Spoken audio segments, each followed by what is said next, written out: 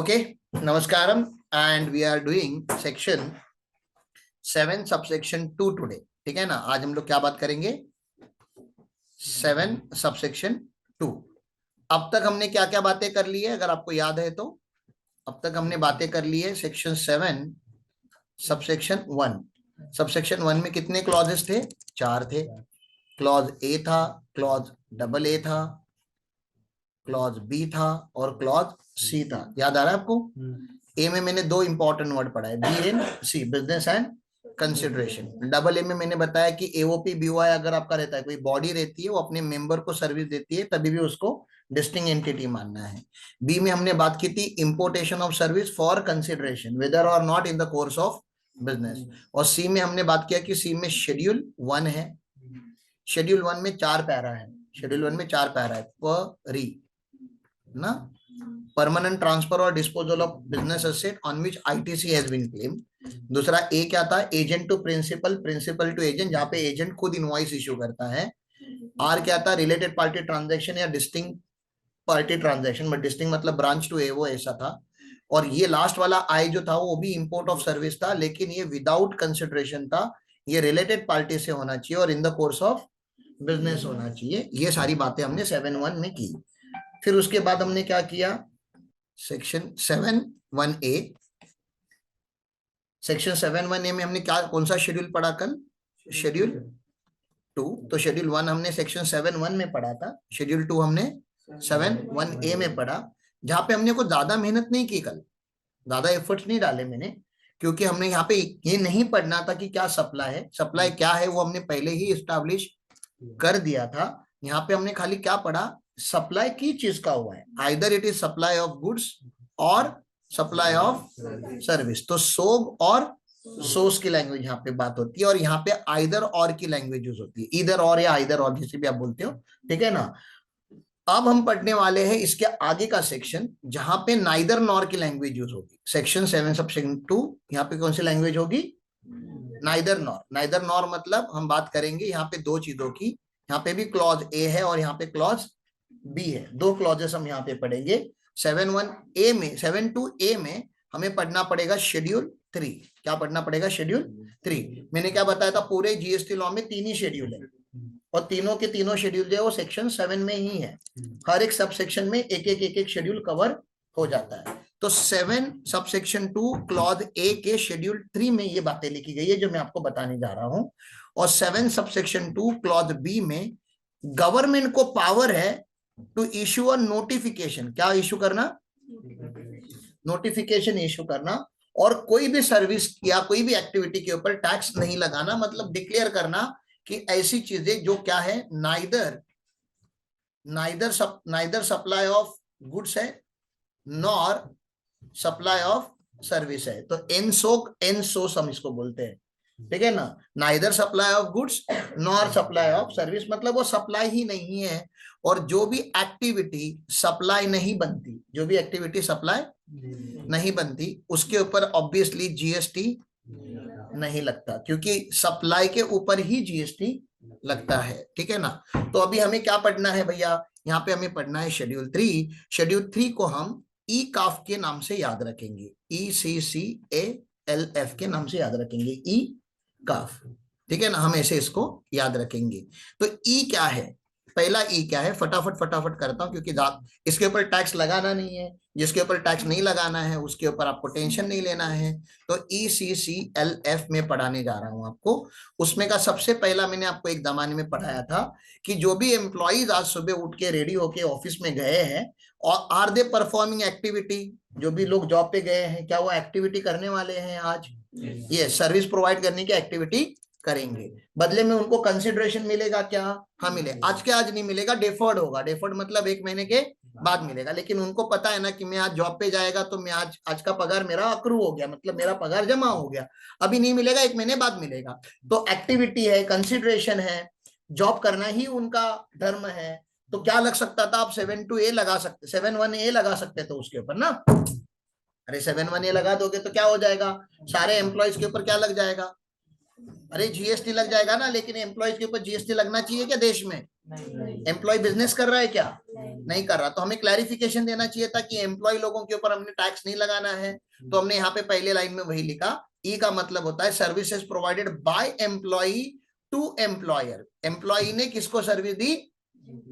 Employ ने किसको service दी? एम्प्लॉयर को सर्विस दी, किसी और को नहीं। इन द कोर्स और in relation to his employment, मतलब ये जो सर्विस दी वो कौन से कोर्स में होनी चाहिए?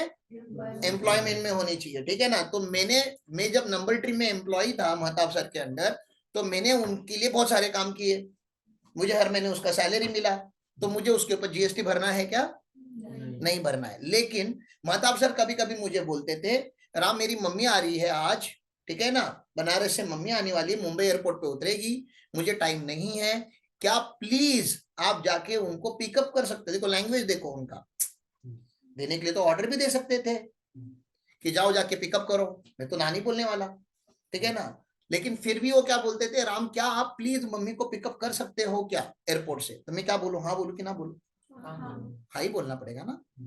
तो मैं एयरपोर्ट पे गया, मैंने पिकअप किया, उनको ड्रॉप किया, घर पे ड्रॉप किया।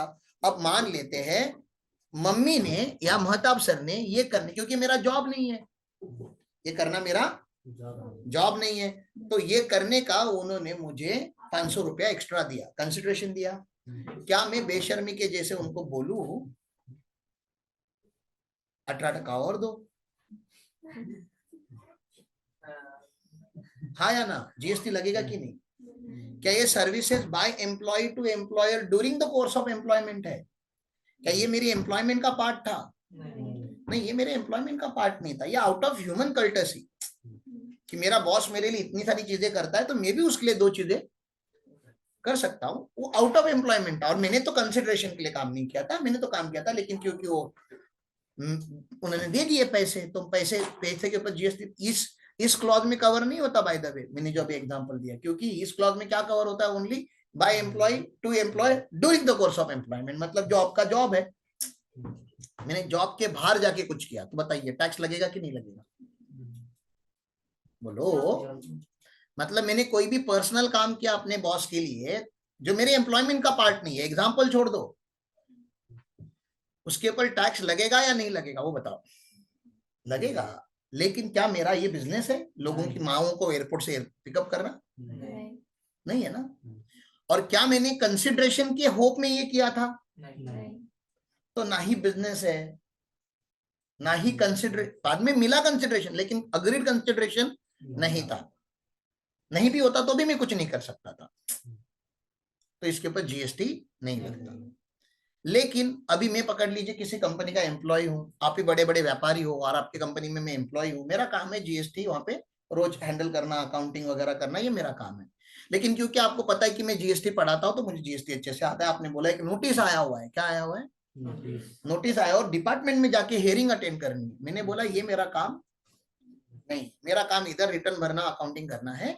मैं डिपार्टमेंट में जाके कैसे हियरिंग अटेंड कर सकता हूँ? उसके लिए आपको प्रोफेशनल अपॉइंट करना पड़ेगा। तो आप एम्प्लॉयर हो, आप बोलते हैं अरे सर हमें पता है कि आपको आता है, आप कर सकते हो, आप मेरे से क्यों करवा रहे हो? बाहर का कंसल्टेंट क्यों नहीं रख रहे हो? बताइए। एम्प्लॉय से क्यों करवा रहे हो, बाहर का कंसल्टेंट क्यों नहीं रख रहे हो? क्या है मन में आपके? क्या बचाना चाहते हो? पैसा बचाना चाहते हो, क्योंकि बाहर का कंसल्टेंट रखोगे तो वो ज्यादा फी लेगा, फीस तो लेगा, फीस तो मैं भी लूंगा। आप बोलते हो राम सर एक काम करो, मुझे पता है ये आपके एम्प्लॉयमेंट के बाहर का है, एक काम करो, बाहर वाले 2 लाख रुपए लेने थे, आपको मैं 75,000 देता हूँ, आप 75,000 लेके आप ये काम कीजिए प्लीज। अब करोगे कि नहीं करोगे? बोलो ना। करेंगे। अब इसके ऊपर जीएसटी लग सकता है क्या? ये बाय एम्प्लॉय टू एम्प्लॉयर है, लेकिन क्या during the course of employment है? बोलो।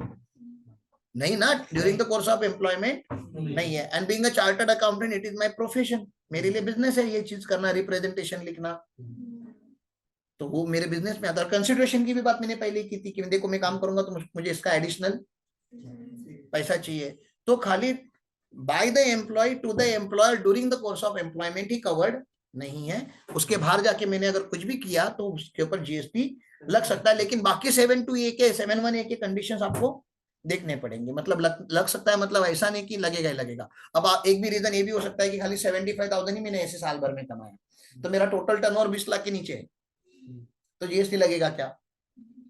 नहीं लगेगा। तो नहीं लगने के रीजन और भी हो सकते हैं, मैं यहाँ पे खाली बता रहा हूँ कि लग सकता है क्या, हाँ पॉसिबल है कि लग सकता है।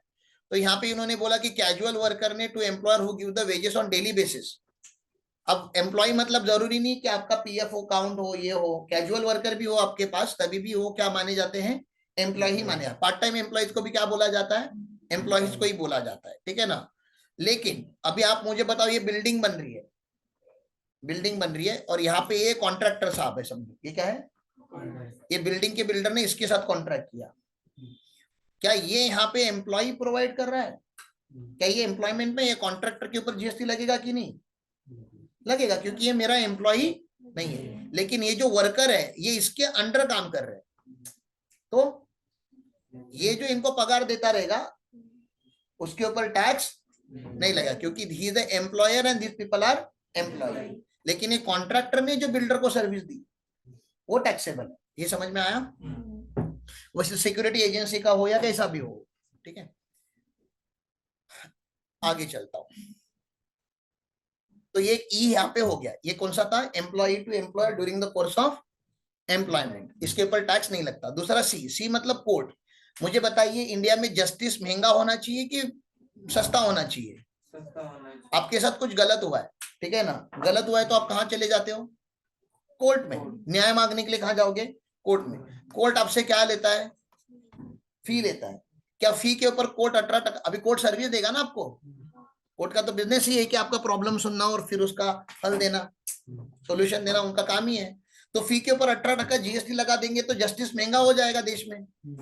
अरे लाख रुपए की फी ली, ऊपर से 18% उस पर जीएसटी लगा रहे हैं, तो आप चाहते हो हमारे देश में ऐसा हो, नहीं। तो उन्होंने क्या किया, जो कोर्ट्स होते हैं, कोर्ट कौन से होते हैं देश में, सबसे बड़ा कोर्ट कौन सा, उसके नीचे, उसके नीचे डिस्ट्रिक्ट कोर्ट होते हैं, उसके नीचे मैजिस्ट्रेट कोर्ट होते हैं, ऐसे बहुत सारे कोर्ट होते हैं। उसके नीचे ट्राइब्यूनल्स होते हैं हमारे, company law tribunal, income tax tribunal, GST का ट्राइब्यूनल, तो ट्राइब्यूनल्स होते हैं, ठीक है। तो उन्होंने क्या बोला, देखो, services provided by an court tribunal establish under any law for time being in force, ठीक है ना। तो यहाँ पे कोर्ट कौन कौन सा आता है, डिस्ट्रिक्ट कोर्ट भी आता है, सुप्रीम कोर्ट भी आता है, हाई कोर्ट भी आता है, सारे कोर्ट आते हैं, मतलब छोटा बड़ा कोर्ट सब आता है। अब मुझे बताइए, कोर्ट में एक मैटर गया जीएसटी का, ये जज साहब है, यहाँ पे कंपनी का केस चालू है, ये क्या कर रहे हैं, कुछ बहुत बड़ा स्कैम किया है ये कंपनी ने, और जज साहब को समझ में नहीं आ रहा है इसका क्या करना है। तो जज साहब ने मेरा वीडियो देखा यूट्यूब पे और मुझको बोला, राम पटेल जी क्या आप कोर्ट को मदद करना चाहोगे, एक मैटर आया। मैंने बोला नहीं करूंगा। क्यों, हाँ पैसा ना, मदद करने थोड़ा क्या बेटा, मैं समाज सेवा को क्या। तो कोर्ट ने बोला हमको पता है आप ना ही बोलने वाले थे, एक काम करेंगे आपको 5 लाख देंगे। बोला हाँ अब करूंगा, अब समाज की सेवा करना मेरा हक बनता है। तो मुझे 5 लाख मिल रहा है कोर्ट को गाइडेंस देने का, इस केस में असिस्ट करने का, क्योंकि जीएसटी के ऊपर का मैटर है, स्पेशल लगेगा आपको, स्पेशलिस्ट लगेगा आपको। तो आपने मुझे अपॉइंट किया जीएसटी स्पेशलिस्ट करके, 5 लाख में उसका ले रहा हूं। बताइए ये क्या है, सर्विसेज प्रोवाइडेड टू कोर्ट है, ये टैक्सेबल है कि एग्जम्प्ट है, मतलब यहाँ पे कवर्ड है क्या, मैं टैक्स लगाऊं कि नहीं लगाऊं 18% यहाँ पे, बताओ, लगाना पड़ेगा ना, क्योंकि मैंने क्या बोला, सर्विसेज बाय कोर्ट एग्जम्प्ट है, सर्विसेज टू कोर्ट एग्जाम नहीं है। तो तुम अगर कोई भी सर्विस कोर्ट को देते हो, तुम्हारे पास तुम्हारे पास ये है, गाड़ी है, क्या है, गाड़ी है, 4 गाड़ी है तुम्हारे पास, अच्छी क्वालिटी की गाड़ी है, तुमको कोर्ट वालों ने कॉन्ट्रैक्ट दिया कि हमारे जो जज साहब वगैरह है या सीनियर स्टाफ जो है उनको पिकअप एंड ड्रॉप का सर्विस आप दोगे। तो आपने तो पैसेंजर व्हीकल दी ना उनको, गाड़ी भाड़े पे दी, तो आपको तो टैक्स भरना पड़ेगा। आप नहीं बोल सकते कोर्ट एग्जम्प्ट है तो मैं भी एग्जम्प्ट है, ऐसा नहीं होता है दुनिया में, ठीक है ना। ऐसा जरूरी नहीं कि तुम जिससे प्यार करो वो तुमसे ही प्यार करे ना। हाँ, तो ये पहला समझा आपको, एम्प्लॉय टू एम्प्लॉयर, एंड दूसरा कोर्ट है, ठीक है ना। 2 हो गए आइटम, इन दोनों के एक्टिविटीज के ऊपर क्या नहीं है, जीएसटी। क्यों नहीं है जीएसटी, क्योंकि ये सप्लाई नहीं है, और जो सप्लाई नहीं है, जो एक्टिविटी हो, उसके ऊपर जीएसटी लग ही नहीं सकता। ये जो है वो कॉन्स्टिट्यूशनल फंक्शन है। आज मोदी जी काम करते हैं कि नहीं देश के लिए, करते हैं। सीआईडी है हमारे देश में, सीबीआई है ना, सीएनएजी है, controller and auditor general of India, government के ऑडिटर्स, गवर्नमेंट जो काम करता है उसका ऑडिट करने वाली कंपनी को क्या मतलब, एंटिटी को क्या बोलते हैं, CNAG। ईडी करके सुना होगा आपने, एनफोर्समेंट डायरेक्टरेट। ईडी की इंक्वायरी लग गई, राज ठाकरे को ईडी वालों ने उठाया, ऐसा मतलब ईडी ईडी ईडी आजकल बहुत ज्यादा मार्केट में चल रहा है, एनफोर्समेंट डायरेक्टरेट। तो ये सब बड़ी बड़ी बॉडी, आरबीआई है हमारे पास, गवर्नमेंट बॉडी अगेन। तो ऐसे बहुत बड़े बड़े लेवल के बॉडीज हमारे पास इंडिया में है। प्रेसिडेंट ऑफ इंडिया है, वाइस प्रेसिडेंट ऑफ इंडिया है, चीफ जस्टिस ऑफ इंडिया, ये सारी बड़ी बड़ी पोस्ट है ना। इसमें के बहुत सारे लोग एम्प्लॉय नहीं है गवर्नमेंट ऑफ इंडिया की। बताओ, ये रेलवे के एम्प्लॉय होंगे, पुलिस हो गए, मिलिट्री वाले हो गए, तो एम्प्लॉय टू एम्प्लॉयर हो गए ना, ये तो पहले में ही कवर हो गए। But there are many independent directors, there are many जो गवर्नमेंट बॉडीज के ऊपर डायरेक्टर है। मतलब ईडी में कोई तो एक इंडिपेंडेंट डायरेक्टर भी होगा जो गवर्नमेंट ऑफ इंडिया का एम्प्लॉय नहीं, वो इंडिपेंडेंट है, लेकिन उसमें पावर है कि वो पूरे समाज के लिए काम कर रहा है, पूरे देश के लिए काम कर रहा है। समझ में आ रहा है मैं क्या बता रहा हूं आपको? तो इनकी सर्विस तो टैक्सेबल हो जाएगी ना। प्रधानमंत्री किसके एम्प्लॉय है? प्रेसिडेंट ऑफ इंडिया किसके एम्प्लॉय है? Technically they are not employee ना। 540 जो मेंबर है हमारे पार्लियामेंट के, वो किसके वो दे आर नॉट एम्प्लॉय ना, वो गवर्नमेंट एम्प्लॉय नहीं है, दे आर प्रोफेशनल्स। इनके ऊपर टैक्स लग जाता, अरे बोलो, लग जाता ना। लेकिन एमपी एमएलए के ऊपर टैक्स लग सकता था, क्योंकि उनको फी मिलता है देश चलाने का, उनको क्या मिलता है? फी मिलता है। तो फी के ऊपर, प्रोफेशनल फी के ऊपर टैक्स लग जाता। लेकिन टैक्स लगना चाहिए क्या? नहीं, टैक्स नहीं लगना चाहिए, नहीं लगना चाहिए। तो उन्होंने क्या किया होगा? शेड्यूल 3 में डाला होगा। तो मेरा अगला जो है सी, वो क्या है? कॉन्स्टिट्यूशनल फंक्शन है। आप याद कैसे रखोगे उसको?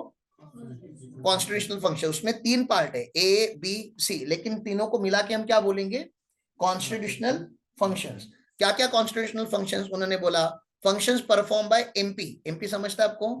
Member of parliament. ये पार्लियामेंट है तो पता है, दिल्ली में कभी जाओगे तो ये देख लेना, ये पार्लियामेंट है हमारा, अभी पुराना है, अभी नया बना पार्लियामेंट, बहुत बड़ा, ठीक है ना। Member of state legislature, state legislature, MLA. MLA कौन? जो स्टेट में, मुंबई में बैठते हैं, विधानसभा में जो बैठते हैं, उनको क्या बोलते हैं? MLA, member of state legislature, ठीक है ना। मेंबर ऑफ लेजिस्लेटिव असेंबली भी हम बोलते हैं।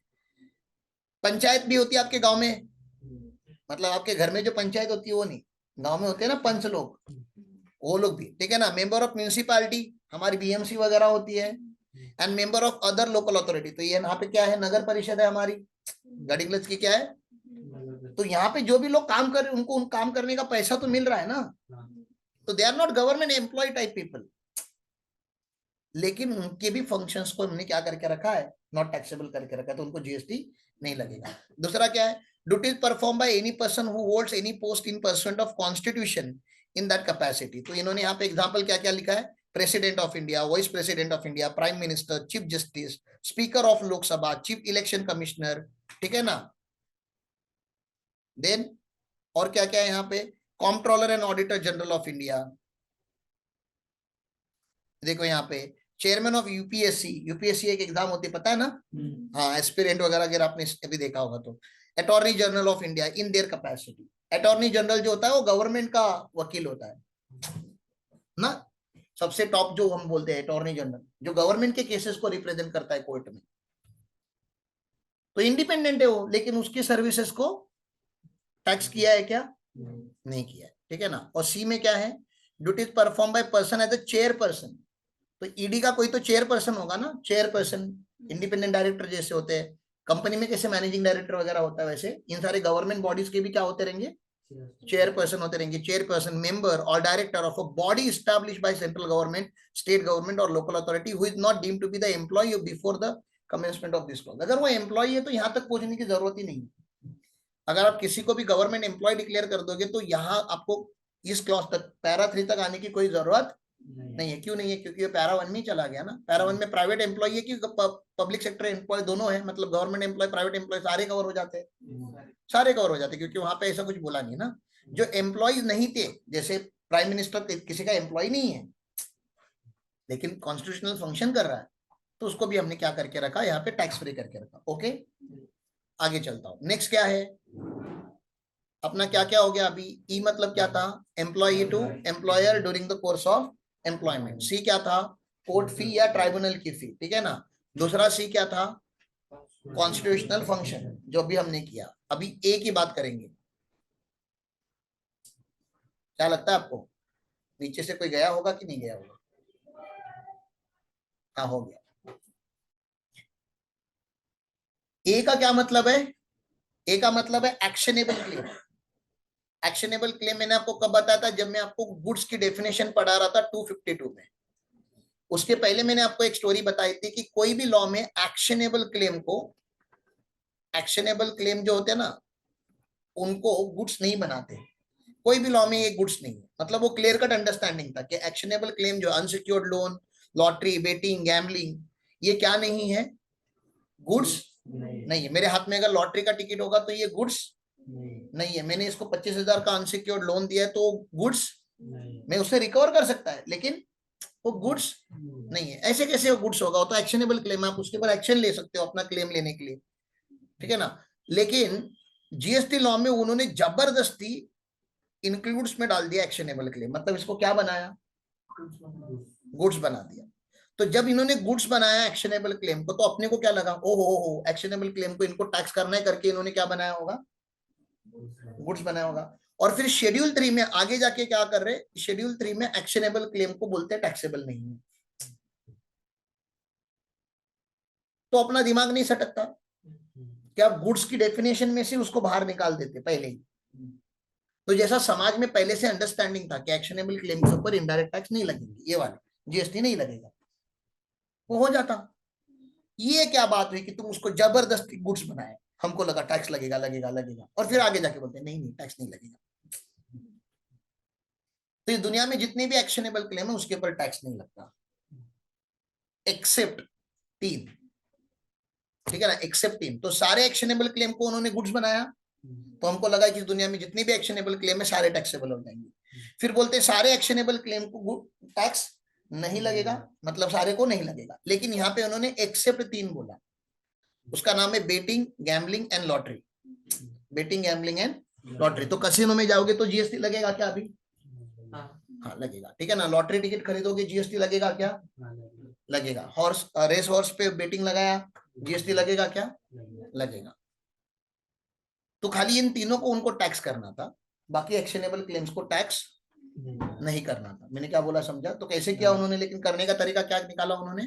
पहले सारे एक्शनेबल क्लेम्स को गुड्स बनाया, फिर सारे एक्शनेबल क्लेम को बोला नॉट टैक्सेबल, लेकिन जब बाहर निकालने के तो बोला एक्सेप्ट इन, ये 3 छोड़ के। तो लैंग्वेज देखो कैसा लिखा गया है यहाँ पे,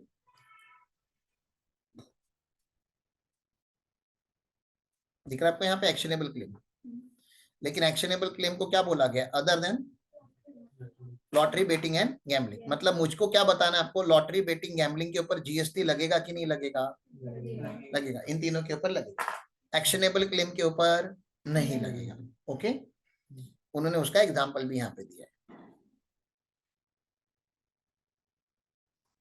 फिर उन्होंने बोला कुछ एग्जांपल सुन लो एक्शनेबल क्लेम के ऊपर जो जिसके ऊपर टैक्स नहीं है। Right to recover insurance money, claim of arrears of rent, claim of future rent, unsecured loan, unsecured debenture, bills pay, bills of exchange, promissory note, bank guarantee, fix deposit, इन सब के ऊपर हमको टैक्स नहीं लगाना है। हमको किसके ऊपर टैक्स लगाना है? खाली लॉटरी, बेटिंग एंड गैम्बलिंग के ऊपर ही लगाना है। चले आगे। तो अभी कहां तक पहुंचे हम?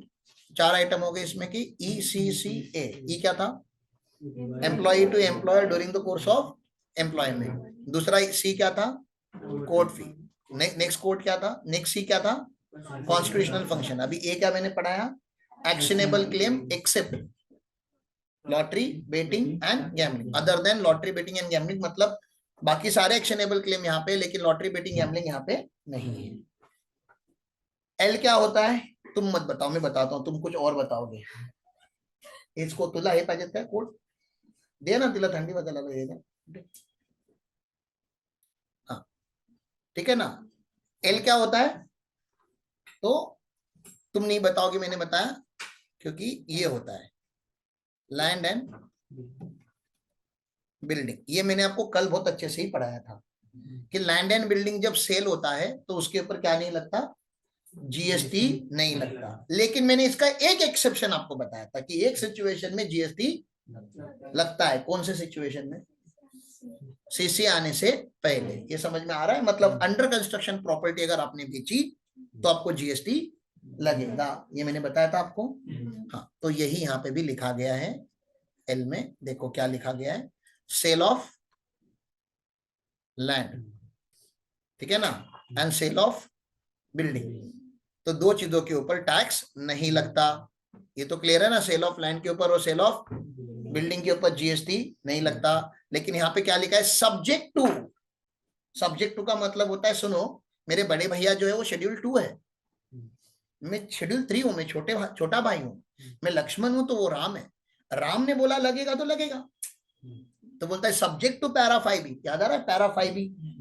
मैंने बताया था जहां पे लिखा था कि क्या सीसी की बात की गई थी, शेड्यूल 2 का पैरा 5B, शेड्यूल 2 ऊपर चला गया, जिसमें सर्विस क्या होती है वो क्लियरली बताया गया था। तो पैरा 5B पे क्लियरली लिखा गया है कि before consideration, before completion certificate, अगर आपने कोई भी कंसिडरेशन लिया होगा तो आपके ऊपर क्या लगेगा, जीएसटी लगेगा। मैंने तो क्लियरली बता दिया था कि भैया दो दो पैरा है, ठीक है ना, एक है शेड्यूल 2 और एक है शेड्यूल 3। और ये बीच में जो मैं ये डेट बताता हूँ, ये कौन सा डेट है, सीसी का। अगर तुमने बिफोर कंस्ट्रक्शन दिया तो शेड्यूल 2 लग जाएगा, मतलब वो सप्लाई ऑफ सर्विस बन जाएगा, ठीक है ना। और अगर आफ्टर कंप्लीशन सर्टिफिकेट दिया तो ये नाइदर सप्लाई ऑफ गुड्स है नॉर सप्लाई ऑफ सर्विस है, और इसके ऊपर टैक्स नहीं लगेगा। ओके, और जमीन तो कंस्ट्रक्शन में होता ही नहीं है। आप ऐसे नहीं बोल सकते ना मैं जमीन बना रहा हूं, इंसान जमीन के ऊपर बिल्डिंग बना सकता है, तो जमीन आप कभी भी सेल करो, बिफोर कंस्ट्रक्शन आफ्टर कंस्ट्रक्शन ऐसा कॉन्सेप्ट ही नहीं होता। तो जमीन अगर आपने बेच दी तो जमीन के ऊपर जीएसटी नहीं लगता। यहां तक क्लियर है? क्यों नहीं लगता, समझ में आया आज आपको? जमीन या घर के ट्रांजैक्शंस के ऊपर क्यों नहीं लगता, कहां लिखा है, सेक्शन 7(2)(a) के, सेक्शन 7(2)(a) के शेड्यूल 3 में लिखा गया है कि लैंड एंड बिल्डिंग का सप्लाई जो है वो नाइदर सप्लाई ऑफ गुड्स है नॉर सप्लाई ऑफ सर्विस है, that's the reason it is not taxable in GST law. ऐसा स्पेसिफिक पता होना चाहिए। कौन पूछेगा सर हमको, कोई नहीं, तुम्हारे आत्मा की शांति के लिए पढ़ा रहा हूं। आगे चले, एल तक पहुंच गए थे, फिर से बताओ, ई क्या था, employ to employer during the course of employment. C क्या था, कोर्ट फी। दूसरा सी क्या था, कॉन्स्टिट्यूशनल फंक्शन। ए क्या था, actionable claim other than lottery, betting and gambling. L क्या था, land and building except para 5B of schedule 2, except para 5B of schedule 2। इसका क्या मतलब होता है, before CC, except consideration is received before CC, क्योंकि बिफोर सीसी अगर आपने कंसिडरेशन ले लिया तो आपको जीएसटी लग जाएगा, ठीक है ना। F, F stand for, F क्या होता है, तुम नहीं बताओगे, फिर से एफ मैं बताऊंगा तुम बड़े महान लोग हो। कुछ लोगों को लगता है कि वो लोग टैक्स नहीं भरते, ठीक है ना, जबकि ये गलत है। तुम जब से पैदा हुए हो तब से टैक्स भर रहे हो, और तब तक भरोगे जब तक तुम मर नहीं जाते। इनफैक्ट मैं तो 2 कदम आगे जाके बोलता हूं, मतलब जब तुम पैदा हुए थे तुमको पहली बार टॉवेल में लपेटा गया होगा, ठीक है ना, जिस टॉवेल में तुमको लपेटा गया है ना उस टॉवेल के ऊपर क्या लगी है, जीएसटी लग चुकी है, मतलब तुमने पैदा होते ही टैक्स भरा। मैं तो थोड़ा 9 महीना पीछे भी जा सकता हूं, मतलब जब से तुम पेट में हो माँ के, और तुम्हारे लिए जो जो चीजें खरीदी गई है या तुम्हारी माँ ने जो जो चीजें कंज्यूम की है तुम लोगों के ग्रोथ के पीरियड में, वहां से टैक्स लगना चालू हो चुका है। मरने के बाद भी ऐसा मत समझो कि आखिरी सांस जब तक लोगे तभी जीएसटी लगेगा। गवर्नमेंट बोलता है नहीं, जब तक इसका डेड बॉडी इधर है फिर भी टैक्स लो, क्योंकि डेड बॉडी मरते ही, पता है ना, जैसे ही मरते इमीडिएटली नहीं चलाते, पहले रेफ्रिजरेटर में रखना पड़ता है आपको। हॉस्पिटल में लेके जाते हैं, आपका पूरा बॉडी खोलते हैं, ओपन करते हैं, अंदर के सारे आइटम बाहर निकालते हैं, ठीक है ना, उसमें का जो काम का रहता है वो रखते हो अपने पास। हाँ ऐसा ही होता है, तुम्हारा रिमोट कंट्रोल खराब होता है, तुम क्या करते हो, खोल के नहीं देखते अंदर क्या है, खराब हो ही गया है, ऐसे कैसे कचरे में फेंके, खोल के देखते तो है, फिर अंदर ऐसा कुछ तो ऐसा आइटम मिलता है थोड़ा ऐसा इंटरेस्टिंग आइटम, तो रखते हो संभाल के। तो वैसे वो लोग भी हॉस्पिटल में क्या करते हैं, पूरा बॉडी खोल देते हैं, अंदर कोई इंटरेस्टिंग आइटम मिला तो रख देते हैं, नहीं मिलता तो टाका मार के अंदर कॉटन वगैरह भर के टाका मार के रिटर्न देते हैं। इसको पोस्टमार्टम बोलते हैं, ठीक है।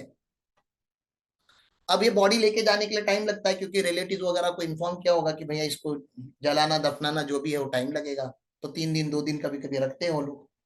कभी कभी सुसाइड की केस होती है, मर्डर की केस होती है, जब तक इन्वेस्टिगेशन चलेगा तब तक रखा जाता है। ठीक है, तो कहाँ रखते हैं? पूड़ी में बांध के नहीं रख सकते ना। कहाँ रखते हैं?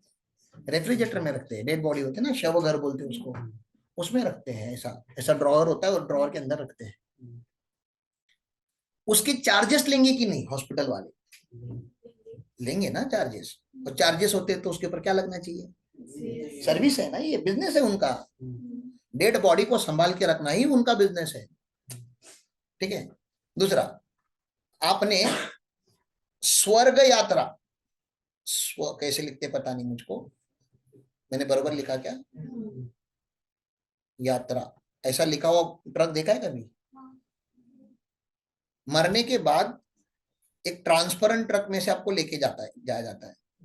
यहाँ पे आपका शव रखा जाता है, दोनों साइड से ग्लास होती है, तो लोग देख सकते हैं कि अंदर बॉडी है। लोग हार फूल फेंकते हैं, मतलब रहती है वो ना।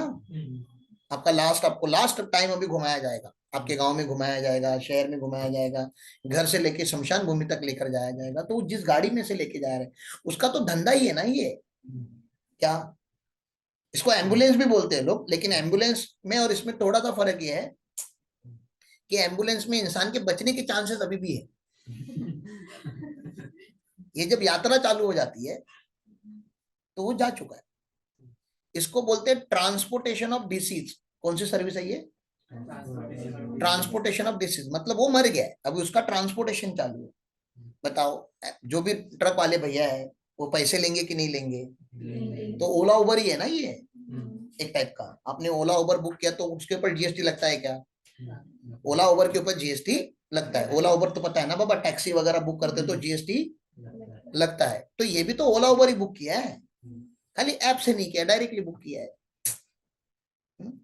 इसके ऊपर भी जीएसटी लगना चाहिए था। मतलब ऑब्वियस है ना, सर्विस है, कंसिडरेशन है, ज्यादा कंसिडरेशन है। ओला उबर वाले 500 रुपए में पहुंचा देते हैं लोग, कभी कभी 50-50 हजार भी लेते हैं। जैसा डिमांड, कोविड में ये लोग का डिमांड बहुत था, क्योंकि कोविड में घर वाले भी शमशान भूमि के लिए जाने के लिए रेडी नहीं, कोविड से मरा है ना। तो यही लोगों ने तो पहुंचाया है फिर लोगों को, तो इनका डिमांड बहुत ज्यादा चलता था।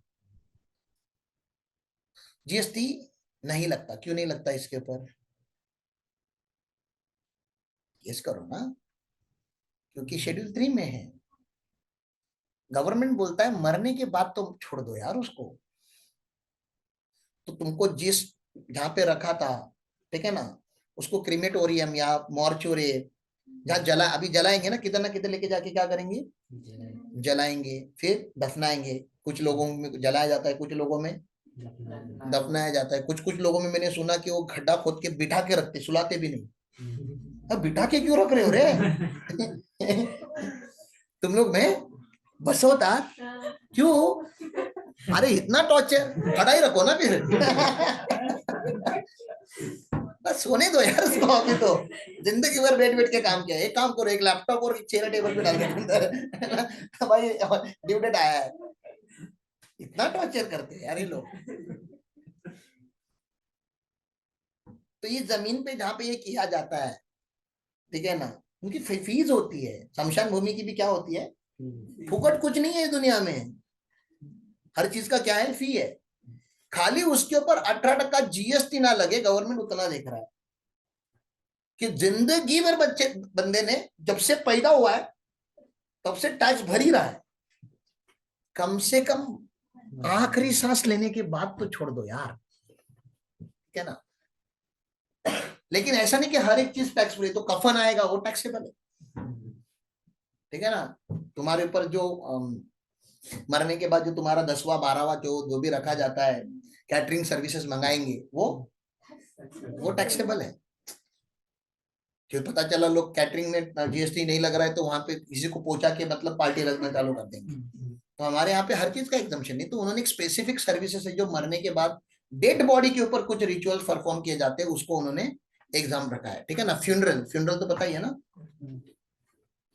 क्रिश्चियन लोगों के इसमें होते हैं ना, आज इसका फ्यूनरल है, आज आइए, पेटी में रखते हैं ना वो। बरियल मतलब गाड़ना, बरी करना। क्रिमेटोरियम, जलाना, ठीक है ना। मॉर्चुरे, रेफ्रिजरेटर,